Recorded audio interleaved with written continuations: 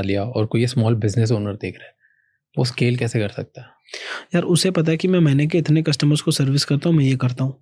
उस छोटे business owner के पास अपने बगल के दुकान वालों का या अपने बगल के गांव के दुकान वालों का भी नंबर होता है। फिर उसे सोचना है मेरे पास ऐसा कौन सा रिस्क कैपिटल है जैसे मैं उस बिजनेस को भी अपना बिजनेस बना सकता हूँ, या उस बिजनेस की कमी क्या है जो बगल के गाँव में। And that is not always cost, it could also mean service. हो सकता है जैसे मैं किसी को जानता हूँ जिन्होंने करीमनगर नाम की जगह है आंध्रा में, उन्होंने अपना एक रिटेल दुकान खोला। उस टाइम पे रिटेल दुकान एक नॉर्थ इंडियन ने खोला और साउथ इंडियन कस्टमर्स थे। लोग क्यों आके खरीदते हैं, राइट? मतलब नॉर्थ इंडियन से पहले ही बात करने के अंदर ये था, टेस्ट थोड़े आइटम्स के South Indian North Indian mix थे, and that was a big problem. Karimnagar is a place in Andhra, और आंध्रा और Telangana, I am not very sure, I think erstwhile Andhra में ही ये जगह आती थी, और वहाँ की पॉपुलेशन काफ़ी कम थी, वहाँ पे माइनिंग वगैरह का ज़्यादा काम होता था, और इन्होंने वहाँ पे एक रिटेल दुकान खोली। तो इन्होंने क्या बोला कि अगर मेरे को यहाँ पे लोगों को अट्रैक्ट करना है, उन्होंने अपने माइंड से एक सोल्यूशन निकाला, and they had reached a basic scale, छोटे बिजनेस ओनर बन चुके थे। फिर जब उन्हें स्केल करना था, उन्होंने बोला यार आप 2 साड़ी खरीदो, 3rd साड़ी मैं आपको 1 रुपये में दूंगा, बट उस साड़ी का रेंज यही होगा, मतलब 50 रुपये 100 रुपये की साड़ी मैं आपको 1 रुपये में दूंगा। अब जब उन्होंने वो की, तब उनके पास वो 2 साड़ी खरीदने वाली बहुत बड़ी लाइन हो गई, right? And then he scaled.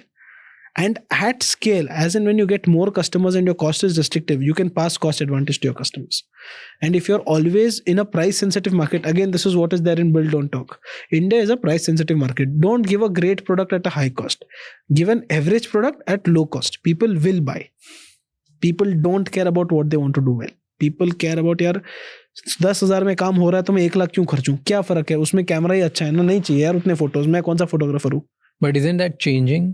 क्योंकि बड़े business houses now are doing the small business जो पैसे के वाले होते हैं, नहीं, बट वो लोग लॉसेस बेयर करते हैं सालों साल तक, एंड जो छोटे बिजनेसेस हैं वो शायद सिर्फ टॉप 1% को केटर करते हैं, तभी पैसे बना रहे हैं।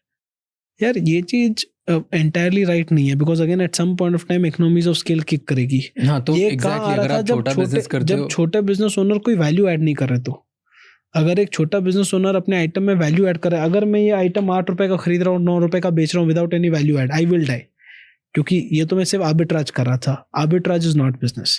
बट यार if you look at no matter what you do, don't you think कि बड़ा बिजनेस अब किल करते जा रहे हैं with their money?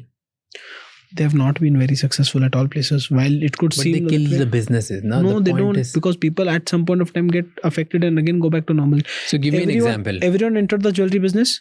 Reliance entered jewelry business. Tata entered jewelry business. Titan, सारी चीजें हुई.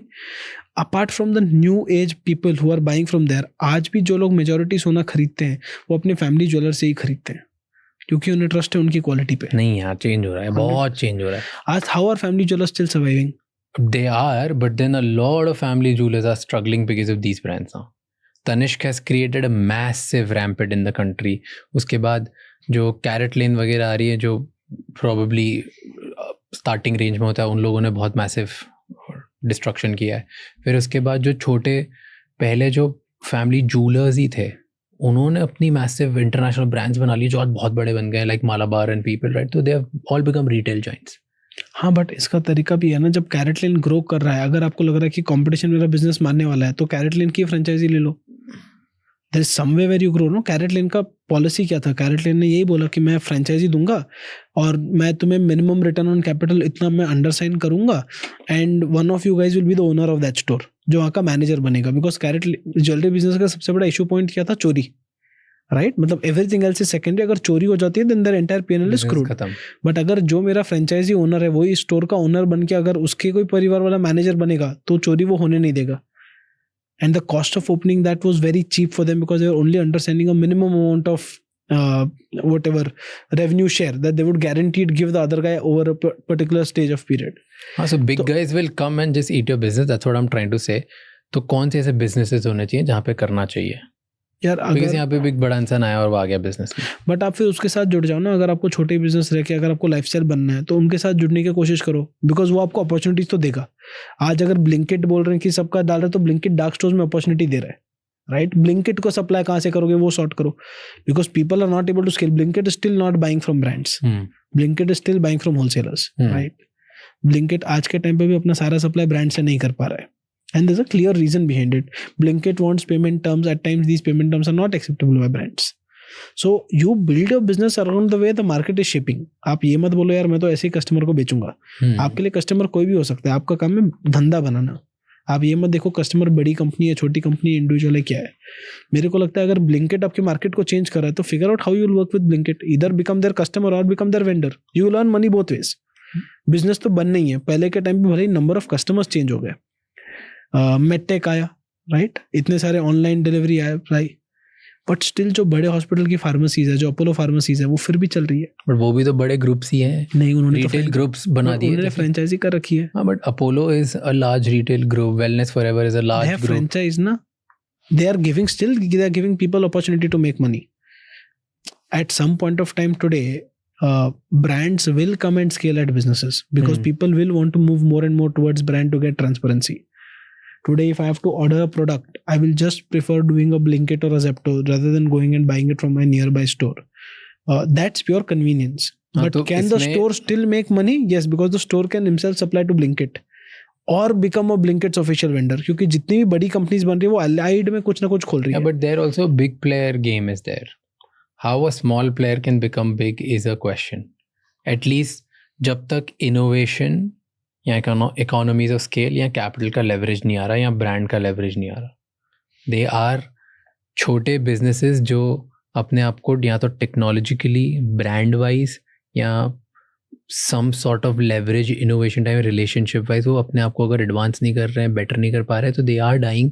Just business pain point solve करने से नहीं वो जीत पा रहे हैं. But ये तो history है ना यार. As if you don't keep changing as per market trends, you will die. Even if you're Nokia, you will die.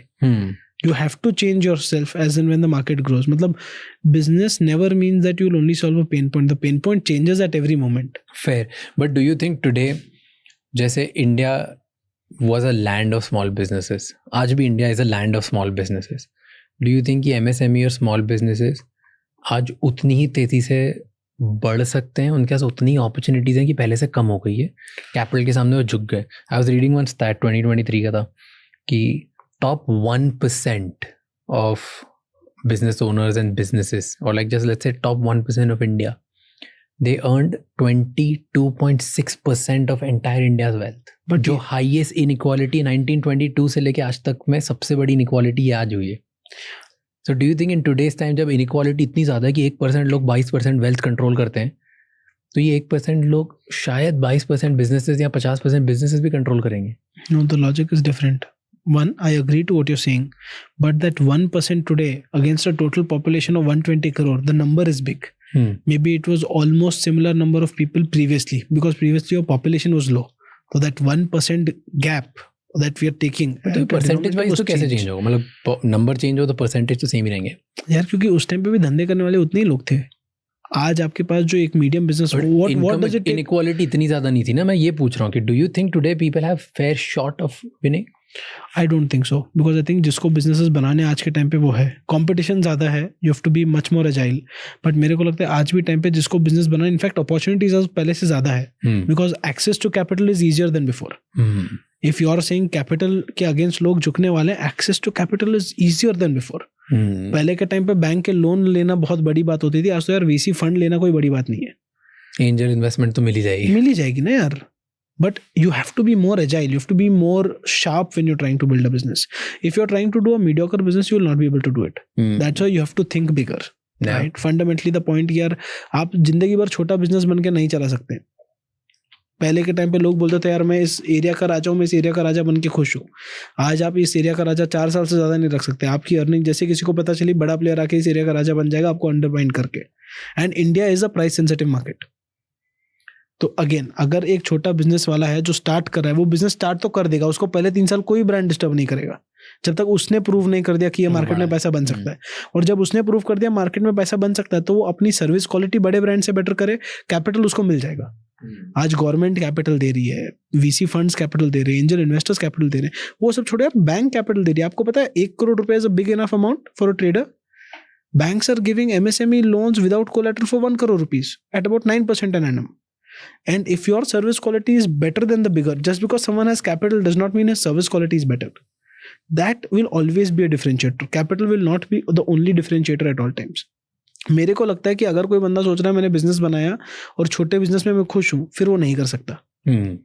आपको उस बिजनेस को बड़ा बनाना ही पड़ेगा। It's a treadmill. हाँ, वो तो करना ही पड़ेगा। चढ़ गया अगर तो आपको भाग छोटे जाएंगे। करने तो फिर किसी बड़े के साथ जुड़ जाओ कि वो ग्रो करेगा, मैं तो ग्रो कर ही जाऊंगा।